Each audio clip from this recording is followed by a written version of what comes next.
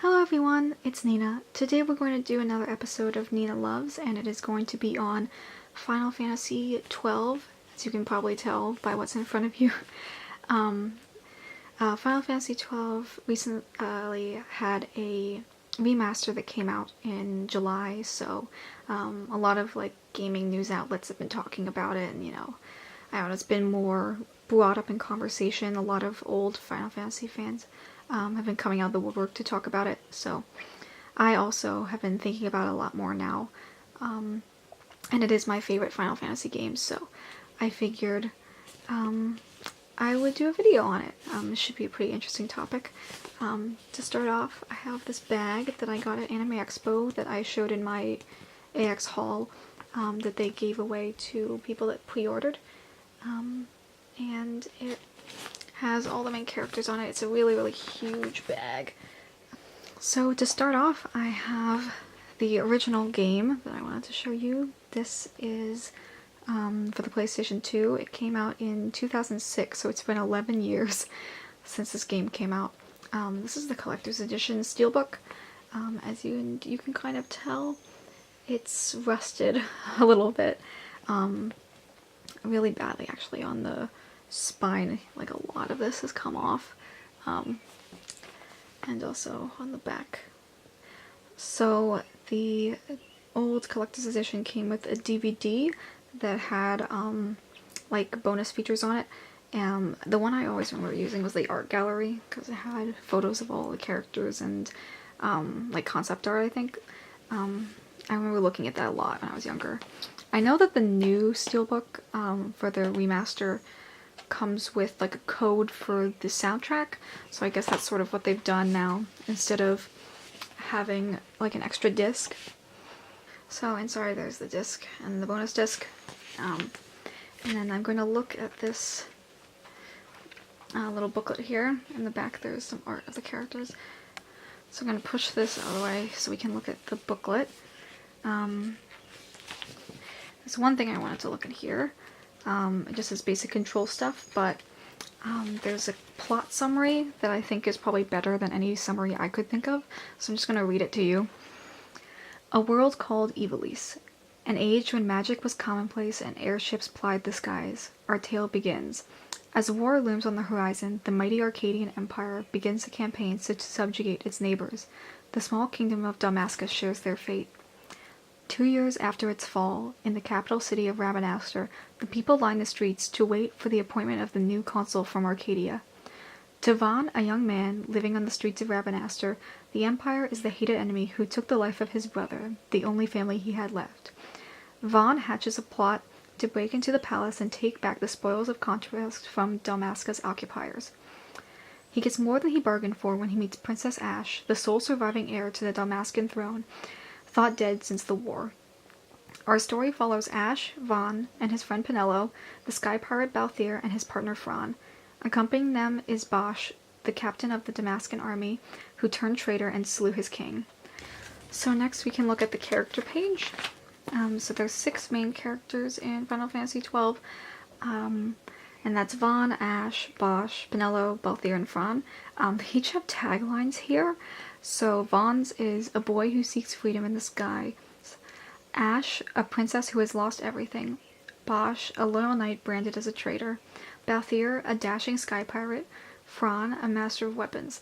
And then there's Pinello's, which is the funniest. It's Pinello, Vaughn's friend. And I just find that extremely funny, that I guess she really gets the short end of the stick in terms of her role in the plot, because Pinello really is just sort of pinned as who really her only purpose in the plot is that she's Vaughn's friend, and then she ends up getting kidnapped because she's mistaken for someone that Balthier is close to by bounty hunters that are after him. So that's really the only reason why she gets roped into anything that they end up doing later on in the story.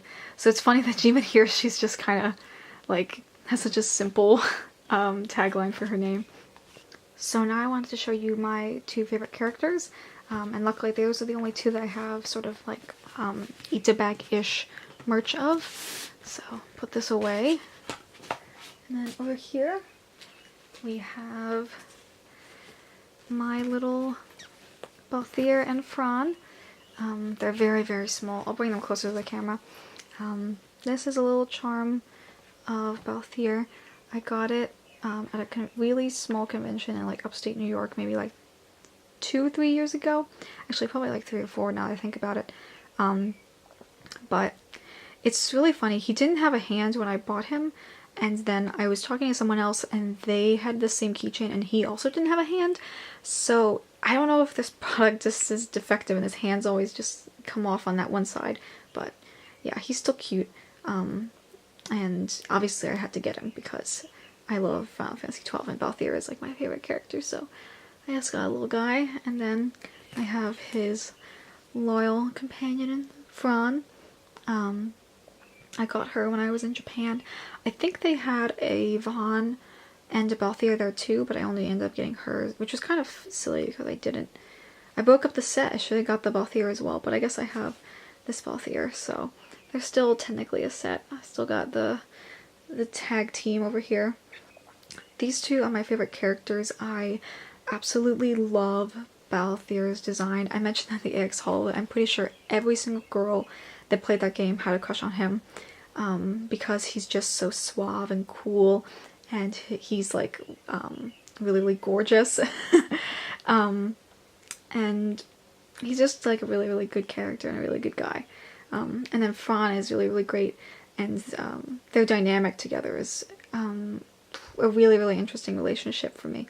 I know that recently for the game coming out, the Final Fantasy Twitter was kind of implying that they're like supposed to be a couple, but I don't get that vibe like really at all. I feel that Fran, well, one thing that's kind of found out in the game is that she's a lot older than she appears, since she's like from a different, she's not a human, she's of this race that I think is unique to the Ivalice games for Final Fantasy, called Viera. So she's like this sort of woodland, like very cloistered race of like bunny women who live deep in the forest. And it's like found out that she's like at least 50 years old, possibly older than that. So I really don't see her falling for someone like Balthier, who's like this like kind of, he's like 22 and he's sort of very know-it-all-ish, and I don't know. I feel like she would see right through him, and I feel like she has much more of like a motherly kind of care for him as opposed to being like romantically involved. So I don't see them as a couple. I see them more as like really like platonically bonded, and I really, really like that dynamic together.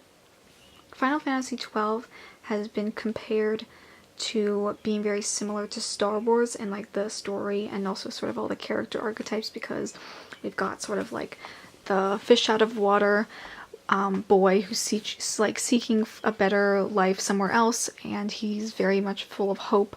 I think that the character of Luke is really split between Vaughn and then Penelo.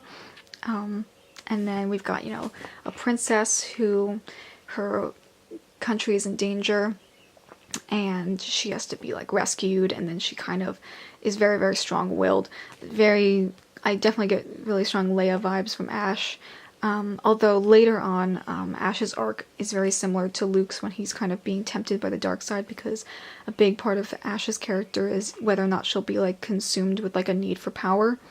And then obviously the most like direct parallel I would say is between Balthier and Fran, and then Han Solo and Chewbacca, given that one is like a very charismatic, handsome smuggler, sort of pirate type character, and then he has a non-human partner who's a lot taller than him who uses a crossbow, which is pretty much could be used to describe either of those pairs, and you wouldn't know which one I was talking about.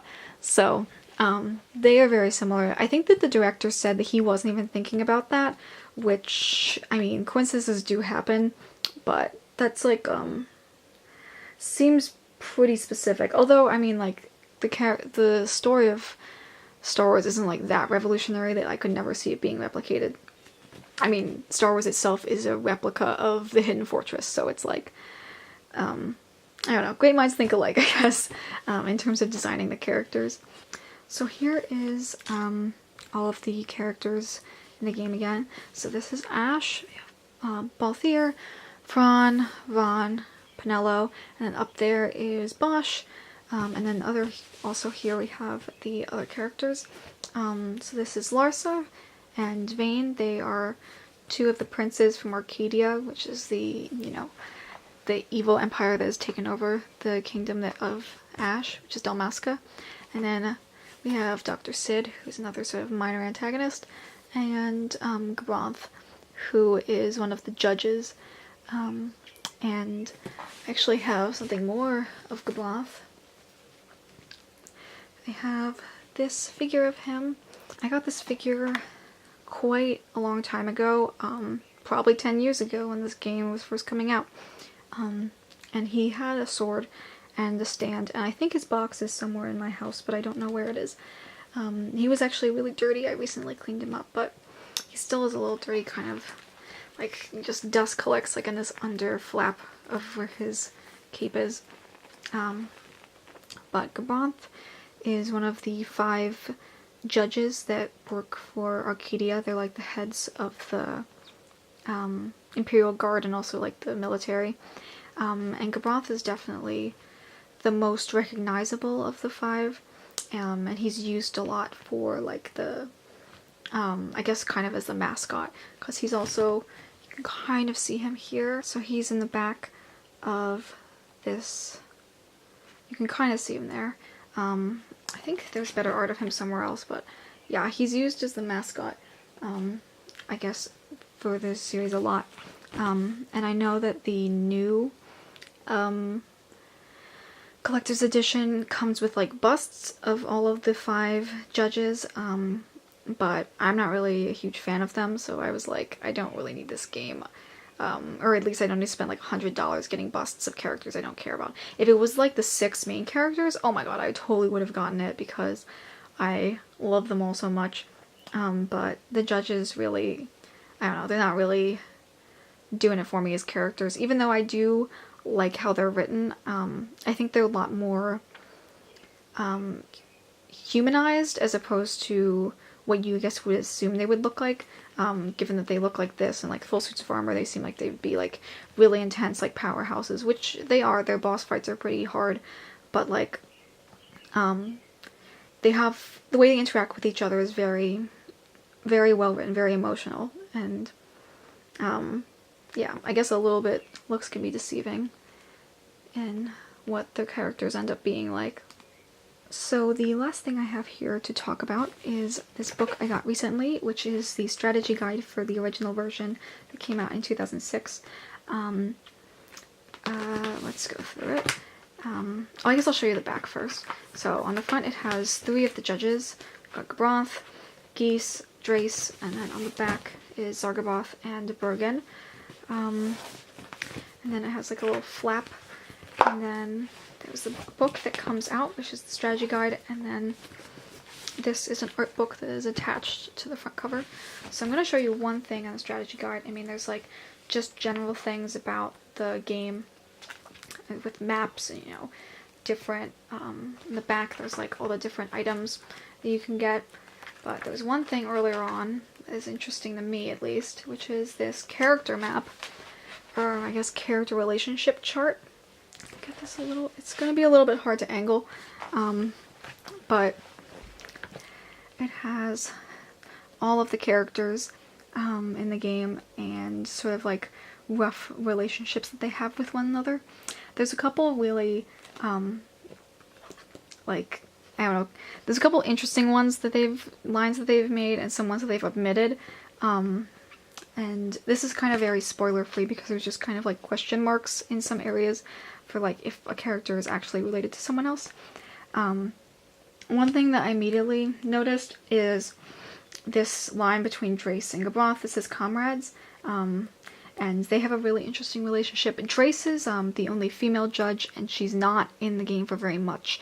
She dies kind of quickly off, and it's really, I think, a very disservice to her character because I'd like to see a lot more of her, especially because it said here, as you can see, that she is a line up that goes to Larsa. This says that she supports him, and I remember reading in like an old PlayStation magazine that sort of traces characters, that she's supposed to be the head protector of Larsa, and she's also sort of like his tutor and like took care of him a lot.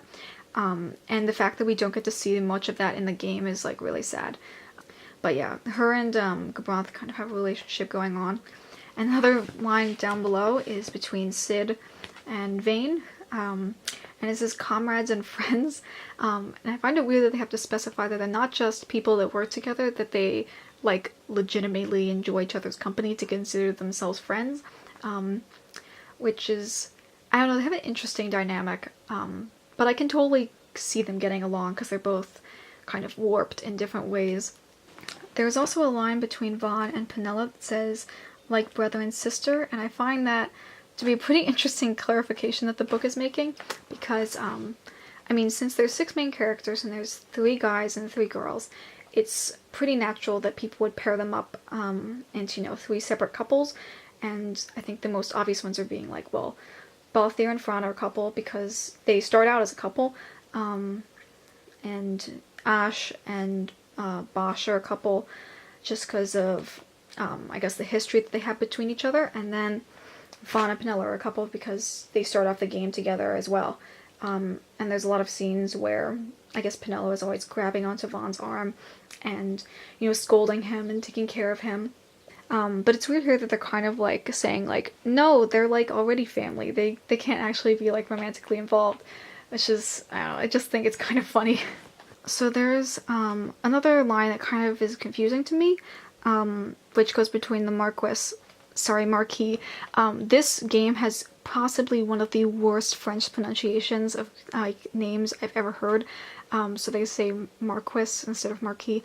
But anyway, Andor, that's his real name. Andor has a line that goes up to King Ramenas, who is Ash's father, who's killed, and it says friends and allies. And that's a bit confusing to me because there's a point in the game where Ash is talking to Andor and he says like, oh, where's like the little girl that I knew who just wanted to be like carried by her in her uncle's arms? And it's like, oh, so Andor and Ash are like niece and uncle. They're like related. But it's weird that there isn't like any sort of relationship marker here of like them being family. So I'm like, is Andor on like the mother's side? It's just like a weird like omission to have. I like how there's this cute line that goes from Larsa to Vane that says respect. And he also respects his father. Larsa is really, really pure, and it's clear in the game that he knows that his brother is up to no good, but he still like really, really holds out hope that his brother will do the right thing in the end. I don't know, I really, really like Larsa. I think he's my favorite, you know, non-main party member. I like him enough that I'm planning on cosplaying him, so yeah. So there's this one thing I want to show you. It's this symbol that is for the Arcadian Empire, and it's like, I guess like 2 dragons that are like swirling around each other, and I didn't realize that that's like their family symbol, because Larsa has it as like a pendant, and then I'll show you in the art book that the Emperor has it as like a staff. So I didn't even realize that was like a symbol that they had. I always noticed that Larsa had that weird necklace, but I didn't know it actually meant something. Nice details like that. I really, really am a big fan of them. This book has a big piece of art of Vaughn on the front. And on the back, you're going to see a lot more art now because we're going to turn to the art book. I'm going to move this actually out of the way so I can maneuver it a little bit better. This is some concept art of Rabanastre, which is the city you start out in, and is, I guess, like a focal point for much of the early game. So inside, we have this art of Gabranth, which is the same art that is on the cover of the steelbook, and you can see it a little bit clearer now. So I think that this is probably one of the most, I guess, recognizable images for this game. So we have all of the character art, and these first ones, I didn't even know this was official art until I got this book. I had seen this come up on like Google Images, and I was like, that's nice fan art, and I realized, oh, this is like from the art book, this is like real art of them. It's gonna be hard again for me to maneuver it. Let's try my very best. So we got one of Fran and Balthier. There's one of Penello and Vaughn, and there's this one of Ash and Bosch. So again, like the three couples.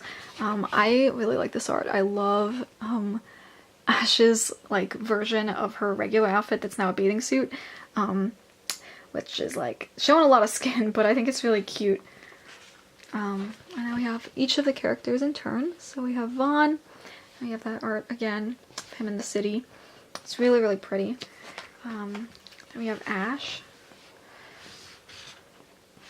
This art of her. We have Bosch. I think this one of him is really cool. Leading into battle. I hate his outfit so much though. Like, this design, it's not one of the worst Final Fantasies ever, but it's one of the worst in this game. I hate his, like, I remember someone on Tumblr called this like weird like checkered thing he has on his chest looking like a pot holder. And I hate his stupid khaki shorts and his like boots that like are empty on the back. They're like weird gladiator sandals. It's a really bad look. I mean, like, he's gorgeous, but like the rest of his outfit is just a mess. We have Finello. This art of her is really, really pretty. And then we have Balthier and this one art of him and Fran, which is really cool. And then we have this one of Fran. And then we have this art, which I'm going to pull in closer because it's like my favorite art of Balthier ever. It's going to be hard to focus, but it looks so cool. I love this weird like chair motorcycle thing they have. It's barely in the game, but like it's really, really like weird design. I think he looks so cool. I love how he looks, and I also really love how he's kind of like lightly grabbing onto Ash. It's weird how she's just like kind of like standing there, but like I don't know, I always thought that this is like, I mean, these are my three favorite characters, so like I really like that there's this art of all of them together. So here we have some of the other characters. We have Larsa, my dear prince, and Vane, who is the main villain.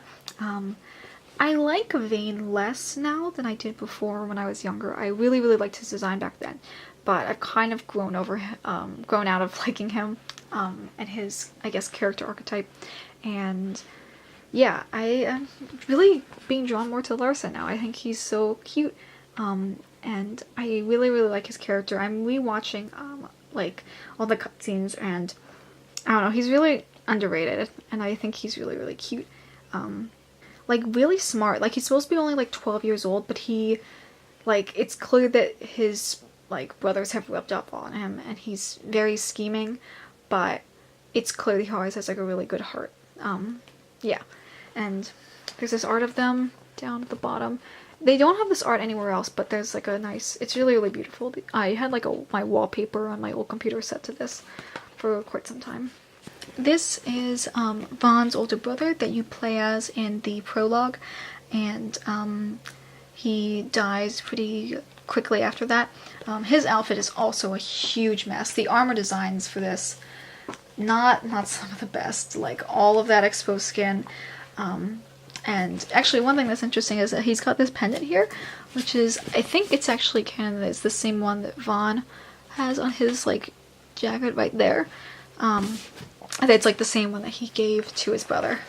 Here we have Rassler, who is Ash's arranged marriage, and he also dies prior to the game beginning. He's from like their neighboring country, who Ash's Kingdom of Dalmasca joins up with to hopefully stop the Empire, but they end up both getting conquered in the end.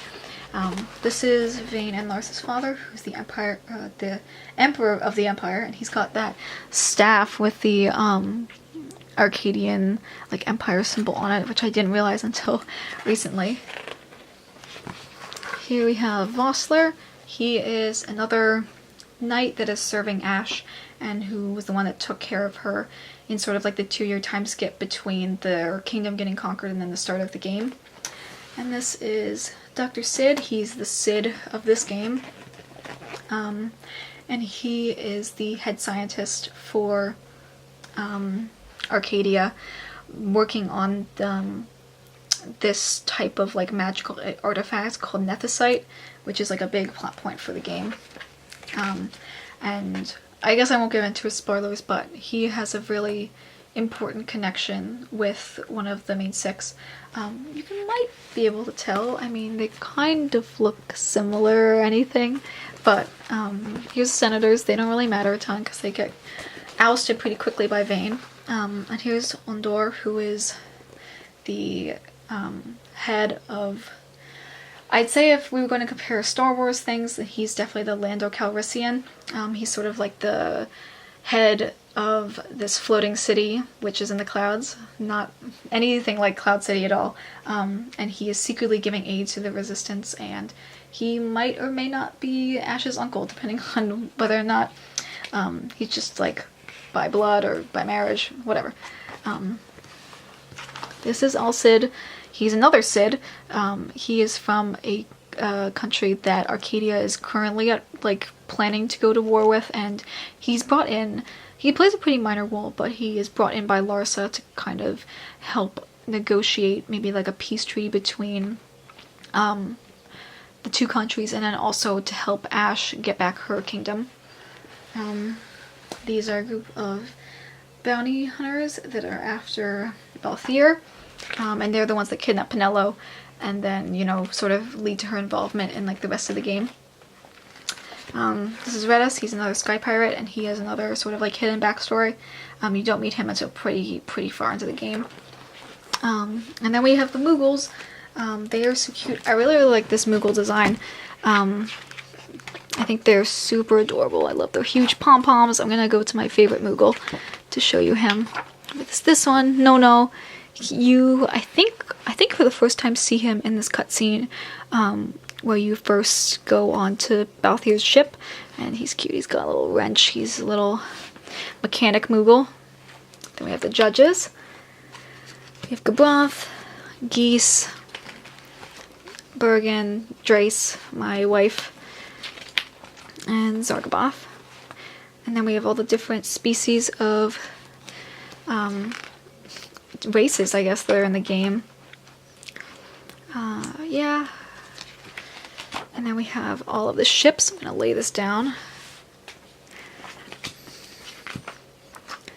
I don't know a ton of them, like, off the top of my head, like, where you see each one, except for this, the Strahl, which is Balthier's ship that you meet a little ways in the game when you're first trying to go rescue Penelo.